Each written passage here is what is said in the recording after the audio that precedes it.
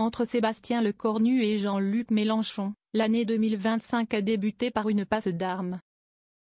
Le ministre des Armées a en effet qualifié mercredi d'irresponsable un commentaire du leader insoumis affirmant que la France bombarde en Syrie.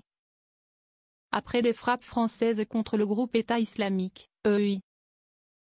Sébastien Lecornu avait annoncé mardi sur X des frappes ciblées contre des sites de Daesh sur le sol syrien. Dans le cadre de la coalition anti-djihadiste internationale, première opération de ce type pour la France depuis 2 ans. Le ministère des Armées avait précisé que des avions de chasse Rafale et des drones Reaper avaient envoyé cette bombe sur 2 objectifs militaires de l'EI dans le centre du pays. Mélenchon fustige le bon plaisir du prince.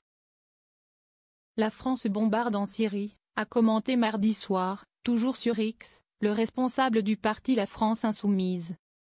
Sans doute quelqu'un pensera à informer les députés du pourquoi et du comment de cette intervention. Si tel est le bon plaisir du prince, a ironisé Jean-Luc Mélenchon. Sur X, Sébastien Lecornu a jugé cette déclaration aussi grave qu'irresponsable, dénonçant une désinformation politicienne. La France participe au combat contre l'EI, au sein de la coalition internationale Inherent Resolve, depuis 2014 en Irak et 2015 en Syrie, à travers l'opération Kamal.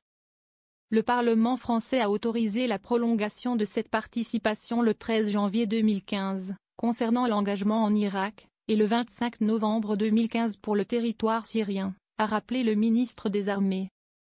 La chute de Bachar al-Assad, début décembre, a été provoquée par l'offensive éclair de forces rebelles syriennes, menée par un groupe sunnite radical.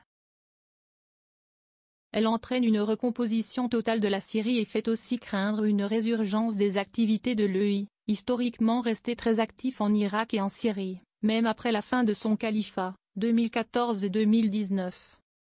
Le 8 décembre, le jour où les rebelles syriens ont pris Damas, Washington avait annoncé des frappes sur plus de 75 cibles de l'EI.